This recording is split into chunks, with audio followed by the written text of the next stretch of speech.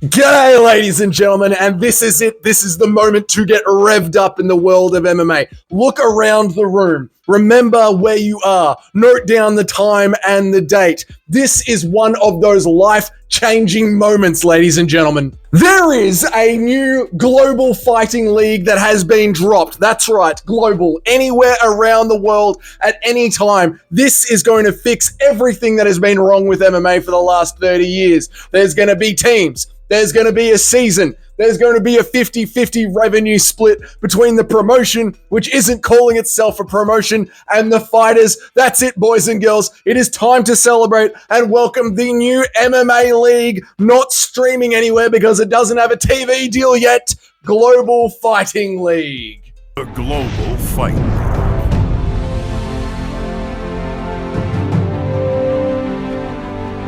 All right, let's seriously talk about this. Break it down bit by bit.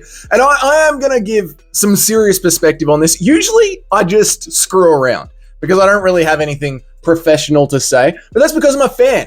I'm a fan of MMA. And when it comes to a new fighting league to follow, I actually think that I can give a little bit of legitimate perspective on this. Because at the end of the day, what is an MMA show about if not to entertain the fans? So, I'll break down some of this. We'll go over a bit of the finer dot points. And for once, I'm actually going to drop the entire link to the full interview about the what would you call it? The unveiling of the Global Fighting League right there, down there in the description. So if you want to check that out for yourselves after you watch this video, please go ahead.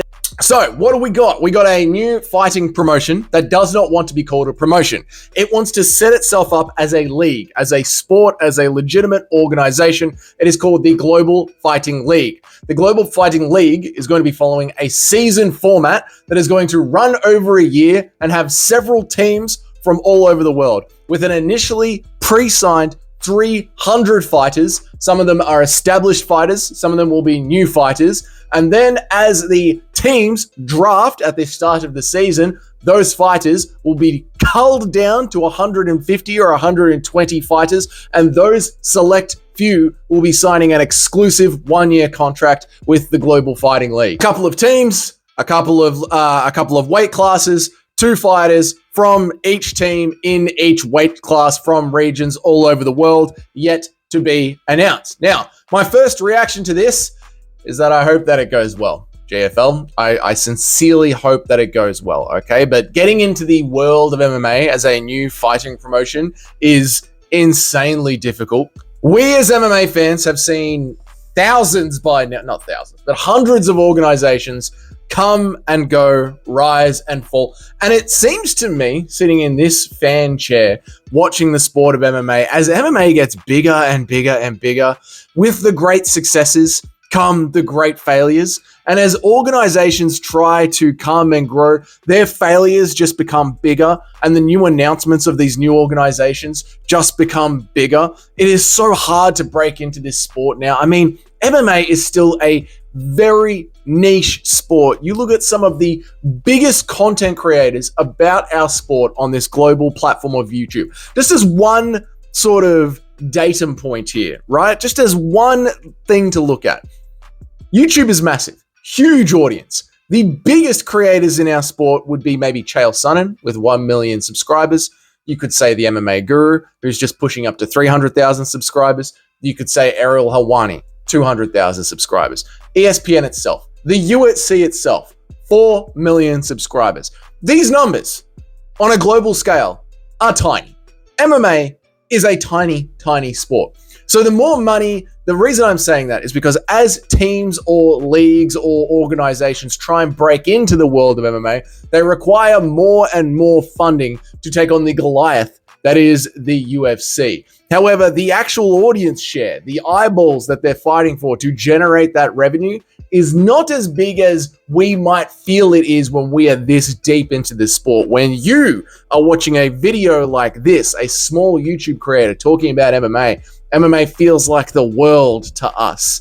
It is our world. I love this sport. It's our world. But when it comes to the broader global scale, MMA is not that big, boys. When it comes to these organizations, we've got some big rivals to the UFC. We've got the PFL. We've got one championship. We had Bellator. And I would say that this was all of their worst years in the last 24 months, especially the last 12 months, it has become incredibly clear that Bellator is no longer going to exist. One Championship have lost all of their biggest stars this year. I am genuinely worried about whether or not One Championship will exist in the next 3 years. And the PFL has been proven to be absolute and utter garbage. Even if they sign over the heavyweight champion of the world of MMA and boxing, they still can't sell a pay-per-view. Down the GFL, who are the fighters that are going to be in it? The backbone of a good MMA organization is the fighters. And these are some of the names of the fighters that you can see in this league. We're talking massive names. Hang on, let me zoom in a little bit here so I can see. Right, we're talking names like Tyrone Woodley, Frank Mir,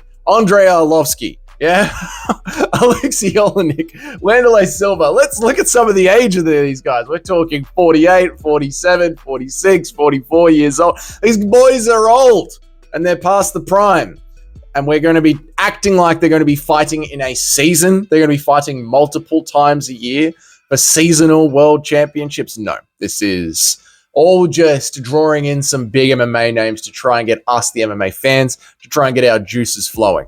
What I am expecting is going on here is that these fighters have been signed on as some sort of brand ambassadors just to get us interested, and maybe they will become the coaches of some of these yet to be established teams around the world. And even if these old fighters, they don't fight, maybe just having some of them around the new, younger fighters that we don't know about yet, you know, the way that like Tough or Embedded works, or just the way that standard MMA Twitter works. We see some of our favorite MMA personalities interacting with the world around us. We go, oh, isn't that interesting? Let's talk about that this week because that's fun. And that might be something that will draw eyes to the GFL. But do not expect Wanderlei Silva to actually be fighting for a GFL world title in 2025. The big problem here, though, when you're talking about, oh, we might see some of our favorite fighters interacting with some of the new young and up and coming guys, is that the GFL doesn't have a marketing strategy. They don't have a marketing strategy because they do not have a TV service, a streaming platform, or a website. Yeah, I'm sure they have a website, but they don't have anything to actually put themselves on right now. And they say they're going to be launching their brand new season in February on their own app, not even on YouTube, unless they get picked up by, say, an ESPN or a Netflix or an Amazon Prime or a streaming service. So they're still trying to sell themselves to the world. And if they do not succeed in selling themselves to the world, they're just going to put themselves on their own app. That is a tremendously bad idea. I cannot overstate how much of a bad idea that would be to put yourself on your own private app. Human beings, us, the people, we are creatures of habit. There are a select few sites and social media platforms that we already go to all day long. You need to put your product in front of our face. Do not expect the fans to come and jump onto your space and your product, right? To me, if they were going to launch this without the backing of, say, a Netflix or a Prime or an ESPN, just put it on YouTube. But YouTube is a double-edged sword. You know what I mean? It's very hard to get investors interested in your product when they can see exactly how many people are already watching it for free. Once you put on YouTube and start to give it to people for free, it's very hard to, in the future, put it behind that paywall or to get, say, ESPN to give you a flat fee from it when we can see that there's only, click on any one championship card that's on YouTube. You can see how many people are already watching that promotion. So it's an easy way to get it in front of the fans, but it's a very, very dangerous way to get investors interested in it when they can see how much money it's already making. But you go and put it on your own private app. Now you're asking MMA fans to go out of their way, download their own app. They're not going to know when it's on. No one else is going to be promoting it. It's a very closed system. You need to get it out there in front of the global audience. Just from the two things that we know about the GFL already, you have got old fighters that are almost certainly not going to be fighting, and you have got nowhere to watch it yet. Okay, the next thing is the name. Now, doing a mild amount of research for this video, I started searching the GFL to pick out what information that I could from it. And it turns out the GFL is already a name, a brand product. It's some sort of anime gotcha shoot 'em game. It's just a bunch of anime titties. When you type in GFL onto YouTube or Twitter or the Google, it's some sort of anime titty shoot 'em up game. Anyway, it appears to have its very own sweaty and loyal fan base already. So you've already got to compete with that. And if you think a brand new MMA promotion is going to be going in there and grabbing people's attention span off anime titties, you don't know the world of the internet, mate. Next problem for the GFL is they are going to be doing this thing called the regular season idea. It's groundbreaking, according to their own promotional tool. It's never been tried before. For the first time in history, a true league for mixed martial arts, where independent franchise owners from around the world compete with their teams of fighters in a regular season and playoffs to determine. It's been tried before. It's been tried like 3 or 4 times. Regular season format in MMA, it's been attempted multiple times. Bellator was originally a regular season format. The PFL is a regular season format. The International Fighting Chair, I don't remember what it's called, but it's been tried a bunch of times. It doesn't work, mate. 2 reasons it doesn't work. Number one, a regular season MMA, it's so grueling. The fighters are incentivized by the schedule of itself to take it as easy as possible in each fight to try and draw themselves out for the entire year. And once a champion actually wins and makes that $1 million at the end of the season, they do generally just bounce because they've made their money in the sport. Why would I continue taking brain damage? Now, what happens rather than a regular season when you've got something like the UFC is you have an up-and-comer who becomes a champion and might hold the belt, if we're lucky, if the UFC is lucky, for like 2 years. They might get 4 defenses, 3 defenses, hold the belt for 2 years. But that's 2 years of one name being at the top of the sport, hammered into the audience's mind again. Ilia Topuria, Israel Adesanya, the same name, hammered into the audience's mind for about 2 years, right? And then they're built up like a god. They lose, and the next guy gets all that clout. But that old guy is still there fighting some of these new young up-and-comers. You get like a 5-year name cycle out of this one champion when you have got a champion versus contenders. Whereas when you have got a regular season, you have got a champion for about a month. Then Christmas happens. Then we start again. And you've got to build everything up again. You got to start everything again. That's the problem with a regular season in MMA. Now, what the GFL are trying to do is get you invested in these teams that don't exist yet, rather than the actual champions themselves. So, might work. It works in other sports. It doesn't work in combat sports, but we'll see what happens. There's so much to get into here. Then when you've got the teams as well, the teams are not exclusive to their the fighters in the teams don't have to be exclusive to their region that they're in, and they also don't have to be exclusive to the coaching staff that they are using. So you could have one team, say the LA Iron Fists, right? But in that team, you could have fighters from Shoot the Box or from AKA or from CKB, and they can use their coaches. So the coach of the LA Iron Fists in the GFL isn't actually in charge of the coaching of his fighters in that team. And not only that, but these gyms in regular MMA have their own rivalries, their own training secrets, their own training plans, all of that, yet they're meant to be on the same team, the LA Iron Fists, when they go to fight at the GFL. You're taking everything that we do in MMA and you're turning it upside down on its head, as well as trying to drop a new promotion at the same time. Good luck. Lastly, there is the 50-50 revenue split, which of course the fighters like, and the bleeding hearts like, and some of the fans like, and people like that. Good 50-50 revenue split. Plus healthcare, a 50-50 revenue split in a brand new promotion is, I'm going to say it, kind of retarded for a startup, right? You're going to spend your first 5 years not making any profit at all. First 5 years at best, just not making any profit. And because it's a revenue split, as you've said a few times, 50% of the money that you are making, you are going to give to half of your fighters. And you have got fighters like Luke Rockhold and Tyrone Woodley that want to be a coach.